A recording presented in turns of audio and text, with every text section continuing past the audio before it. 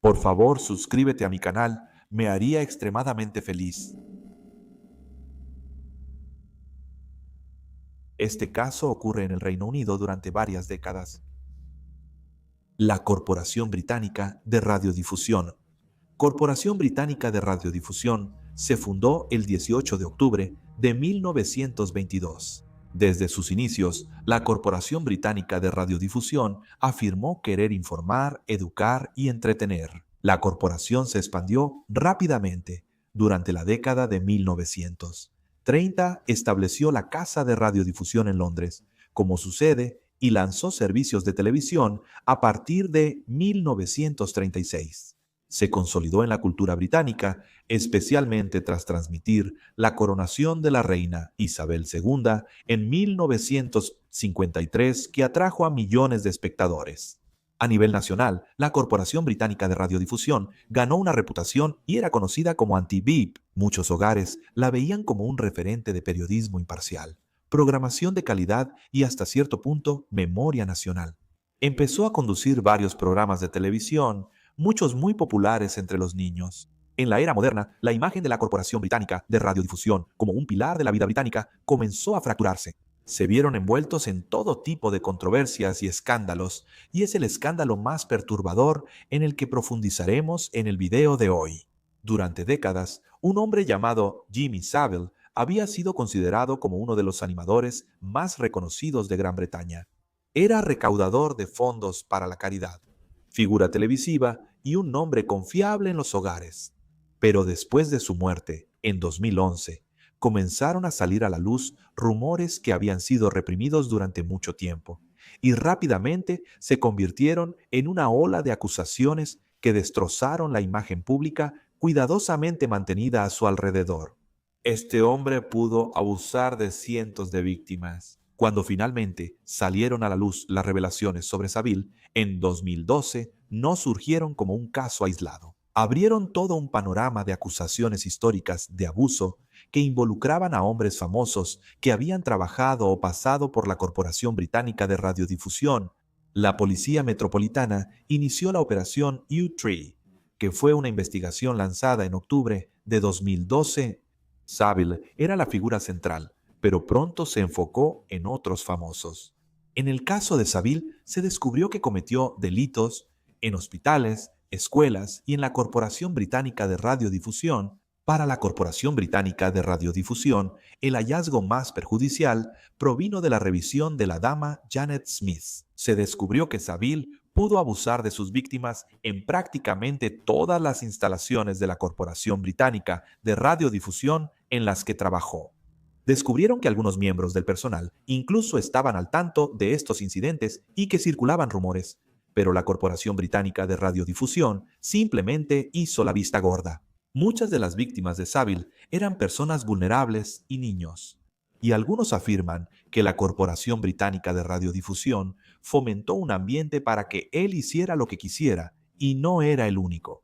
Rolf Harris comenzó su carrera en la Corporación Británica de Radiodifusión con un segmento regular de 10 minutos de dibujo y entretenimiento en el programa infantil de televisión Jigsaw en 1953. Luego pasó a conducir Rolf Harris Cartoon Time, el show de Rolf Harris y muchos más. Sus programas habituales eran para niños. Era considerado un artista apto para toda la familia. Incluso alcanzó un nivel de fama que le permitió tener acceso a la familia real británica. Al igual que Jimmy Savile en 2005, Rolf Harris incluso pintó el retrato real de la reina Isabel II. Sin embargo, en 2014 su pasado lo alcanzó. Al igual que Savile, él también fue un abusador en serie. Rolf Harris fue arrestado bajo la operación U3 y fue condenado por 12 cargos de agresión indecente contra 4 niñas, con delitos que abarcan desde los años 60 hasta los 80. Las víctimas incluían a una amiga de su hija y otras jóvenes que conoció por trabajo y apariciones públicas. Sus edades estaban entre 7 y 19 años y él tuvo una relación con una joven de 19 años mucho antes de que ella fuera adulta. Durante su juicio, el juez y los fiscales describieron cómo Rolf Harris usó su fama y su imagen pública para obtener acceso, manipular y abusar. Algunos de los delitos ocurrieron en casas privadas, otros en eventos y estudios. Rolf Harris había visitado sitios conocidos por tener imágenes ilegales. Él también visitaba escuelas en todo el país. Incluso fue a ver a varios amigos míos en una escuela cerca de mi casa. Las condenas de Rolf no fueron el límite de su abuso, según lo que sabemos.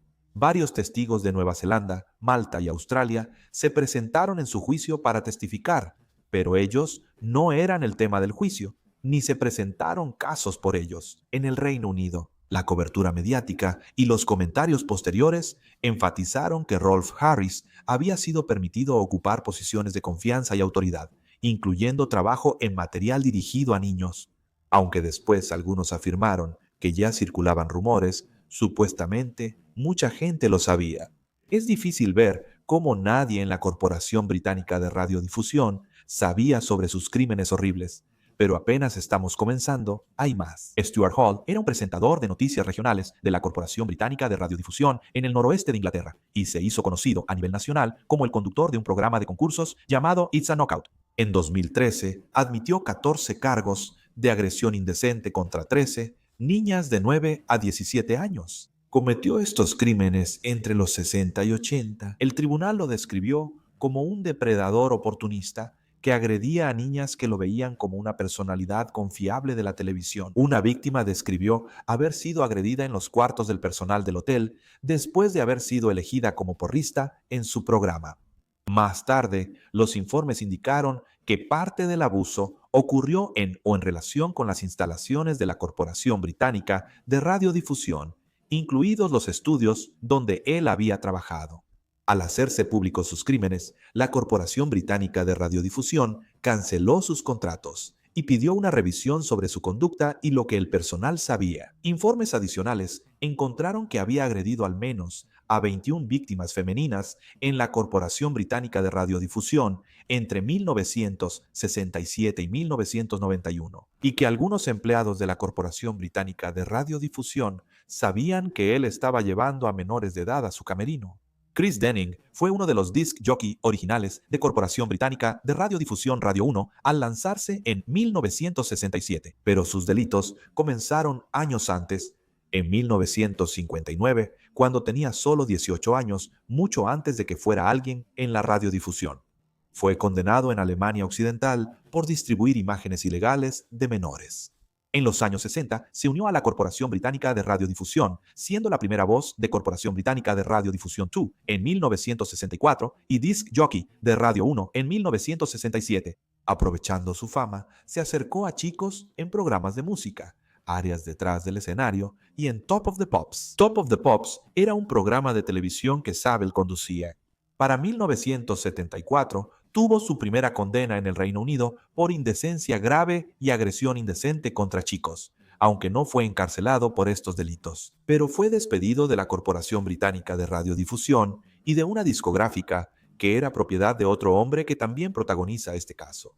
En los años 70, fingía ser un disc jockey amigable y cazatalentos, usando la falta de supervisión y promesas de oportunidades para manipular a los chicos. En 1985, fue condenado por indecencia grave con un niño y encarcelado durante 18 meses. Poco después de su liberación, en 1988, recibió una sentencia de 3 años por exactamente el mismo delito. Otra vez. En 1996 fue encarcelado nuevamente, esta vez por 10 semanas por distribuir material indecente. Después de ser liberado, esta vez se fue a Praga, tratando de alejarse de sus crímenes pasados. En Praga, reclutó a chicos pobres de salas de juegos, bares y albercas. Desde el año 2000 hasta 2008, recorrió toda Europa, cometiendo los mismos tipos de crímenes. Era arrestado, acusado, encarcelado, liberado y luego volvía a delinquir. En 2013, lo arrestaron durante la Operación U3. En 2014, se declaró culpable de 40 delitos contra 26 niños de 9 a 16 años cometidos entre los años 60 y 80, incluso durante su tiempo en la Corporación Británica de Radiodifusión. Luego estuvo 13 años en prisión. En 2016, Chris Denning admitió 21 delitos más contra 11 niños de entre 8 y 16 años. Murió tras las rejas en 2022 a los 81 años. Jonathan King era una figura mediática muy ligada a la Corporación Británica de Radiodifusión. Apareció como presentador invitado en programas de la Corporación Británica de Radiodifusión como Top of the Pops y fue el conductor de la serie de la Corporación Británica de Radiodifusión llamada Entertainment Estados Unidos de América. En los años 80 fue productor de la canción Hooked on a Feeling. Él fue el responsable de agregar el Uga Chaka en la introducción, que se puede escuchar en películas como Perros de Reserva y Guardianes de la Galaxia. Fundó Reino Unido Records, una famosa disquera que tuvo firmado a Chris Denning por un tiempo en el año 2000. Jonathan King fue investigado después de que un hombre denunciara que 30 años antes había sido agredido por Jonathan y otras personas. Jonathan fue arrestado poco después de pagar su fianza de 150,000 libras esterlinas, de los cuales 50,000 libras esterlinas fueron pagados por Simon Cowell. Fue arrestado nuevamente en enero de 2001 por nuevas acusaciones. En total, 27 hombres le dijeron a la policía que Jonathan los había agredido entre 1969 y 1989, y los oficiales encontraron fotografías de adolescentes en su casa en septiembre de 2001. Tras un juicio de 2 semanas, Jonathan fue hallado culpable de 4 cargos de agresión indecente y sentenciado a 7 años de prisión. Salió en libertad condicional en marzo de 2005. Tras ser liberado, Jonathan cuestionó cómo los medios lo retrataron. También produjo una película de bajo presupuesto llamada Vile Pervert, el musical, donde interpretó los 21 papeles y promovió su versión de los casos de abuso sexual. En 2015 fue arrestado de nuevo. Fue acusado de 18 delitos contra 9 jóvenes de 14 a 16 años, presuntamente cometidos entre 1970 y 1986. Su juicio comenzó el 11 de junio de 2018. 2 semanas después, fue absuelto de algunos cargos y el jurado disuelto en los demás, es decir, no lograron un veredicto. El caso se cayó por graves errores policiales, dejando las acusaciones sin resolver. Ahora llegamos a Paul Gadd, conocido como Gary Glitter, quien fue una gran estrella del glam rock en los años 70. En su apogeo, enseñó a nivel internacional y apareció en Top of the Pops. En noviembre de 1997, Paul Gadd fue arrestado tras hallarse imágenes horribles en su laptop por un técnico de computadoras. Las búsquedas policiales en su casa de Londres revelaron más. El 12 de noviembre de 1999, Paul admitió haber descargado más de 4,000 imágenes de pornografía infantil. El juez lo condenó a 4 meses de cárcel. Y después de que fue liberado en enero del 2000, dejó el Reino Unido y comenzó a vivir bajo un nombre falso en España, antes de mudarse a Cuba, Camboya y luego a Vietnam. Las autoridades vietnamitas se inquietaron tras prohibirle la entrada a un club nocturno por presuntamente manosear a una mesera adolescente, y testigos dijeron ver a niñas entrando a su casa. El 20 de noviembre de 2005 fue arrestado en un aeropuerto vietnamita mientras intentaba huir a Bangkok. 6 niñas y jóvenes entre 11 y 23 años lo denunciaron. En marzo de 2006 fue condenado y sentenciado a 3 años en una cárcel vietnamita. Su salud se deterioró y en 2008 fue enviado de regreso al Reino Unido, pero una de las partes más oscuras de su abuso aún no había salido a la luz. En octubre de 2012, un documental llamado El otro lado de Jimmy Savile incluyó una acusación de que Paul Gadd se había aprovechado de una niña en el camerino de Jimmy en la Corporación Británica de Radiodifusión. Por esto, la policía lo arrestó durante la Operación U-Tree el 5 de junio de 2014. Fue acusado de 8 actos históricos de abuso sexual que involucraban a niñas de entre 12 y 14 años. El juez lo sentenció a 16 años de prisión el 27 de febrero de 2015. Ahora, uno pensaría que un hombre tan peligroso permanecería tras las rejas durante los 16 años completos, pero esto es el Reino Unido. Fue liberado en 2023 después de cumplir solo la mitad de su condena. Sin embargo, el tipo fue posteriormente regresado a prisión por violar las condiciones de su libertad condicional, después de supuestamente preguntar cómo acceder a la dark web en un teléfono inteligente. En conjunto, estos casos revelaron varios temas recurrentes. En primer lugar, los delincuentes usaron su fama para acercarse a personas vulnerables o jóvenes. La fama les brindaba oportunidades, como invitar personas al backstage, acceso a estudios y encuentros ofrecidos como premios para fans o ganadores de concursos. En varios casos, las víctimas después describieron cómo el prestigio de conocer a una personalidad de la televisión o la radio influyó en su decisión y en su renuencia a quejarse. Les preocupaba que la gente no les creyera o que ellos mismos fueran avergonzados. También se demostró que la Corporación Británica de Radiodifusión entre los 60 y 90 no estaba preparada para manejar abusos sexuales, especialmente si implicaban a presentadores estrella. Con todo esto, la Corporación Británica de Radiodifusión inició una investigación interna y emitió disculpas formales cada vez que un empleado anterior o actual de la Corporación Británica de Radiodifusión era condenado por un crimen tan atroz como estos. En septiembre de 2024, Hugh Edwards, expresentador principal de la Corporación Británica de Radiodifusión, se declaró culpable de recibir 41 imágenes de pornografía infantil. Y quizá algunas personas piensen que esto es solo una gran coincidencia. Tal vez solo unas cuantas manzanas podridas se involucraron en esta organización y usaron su poder dentro de ella para encontrar víctimas. Quizás sea cierto, pero entonces, ¿de qué trata esto? Esta es una estatua llamada Próspero y Ariel, tallada por Eric Gill, uno de los canteros más célebres de Gran Bretaña durante el periodo de la guerra. Gill eligió personajes de La Tempestad de Shakespeare. Próspero el Sabio es una figura imponente, destinada a simbolizar el control y poder creativo del locutor. Ariel es el espíritu del aire, que representa la magia invisible de las ondas de radio, llevando mensajes e historias a la nación. En ese momento, este simbolismo tenía cierto sentido. Durante décadas, solo había sido otra parte de la arquitectura del edificio. Pero pronto, la verdad sobre la vida privada de Eric Gill se hizo pública, y la estatua adquirió un significado para el que la Corporación Británica de Radiodifusión no estaba preparada. Se publicaron los diarios privados de Eric Gill, revelando una vida secreta que destruyó su reputación de inmediato. Detrás del reconocimiento público estaba un hombre que cometió incesto, un hombre que abusó de su propia hija y de su propio perro. Los detalles de sus crímenes son realmente viles.